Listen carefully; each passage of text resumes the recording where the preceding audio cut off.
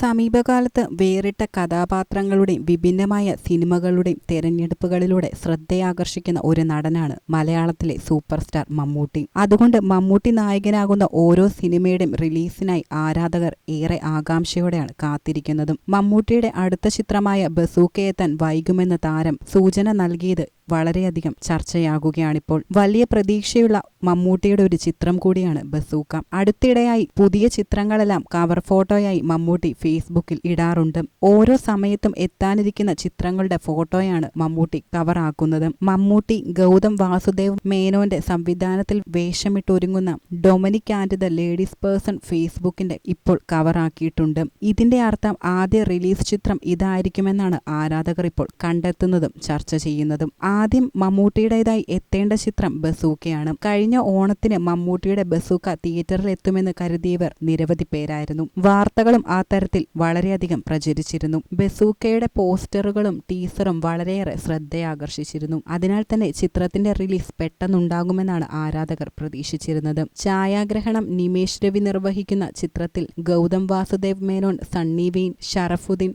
Siddharth Bharathan, Dean Dennis, സ്ഫടികം George, ദിവ്യാപിള്ള എന്നിവരും ഷൈൻ ടോം ചാക്കോ എന്നിവരും പ്രധാന വേഷങ്ങളിൽ എത്തുമെന്നാണ് റിപ്പോർട്ടുകളിൽ പറയുന്നത്. ചിത്രത്തിൽ ഗൗതം വാസുദേവ് മേനോന്റെ ഭാഗം പൂർണ്ണമാക്കാനുണ്ടെന്നും റിപ്പോർട്ടുകളിൽ പറയുന്നു. എന്തായാലും പ്രേക്ഷകർ മമ്മൂട്ടിയുടെ ബസൂക്ക സിനിമയ്ക്കായി ആകാംക്ഷയോടെ കാത്തിരിക്കുകയാണ്.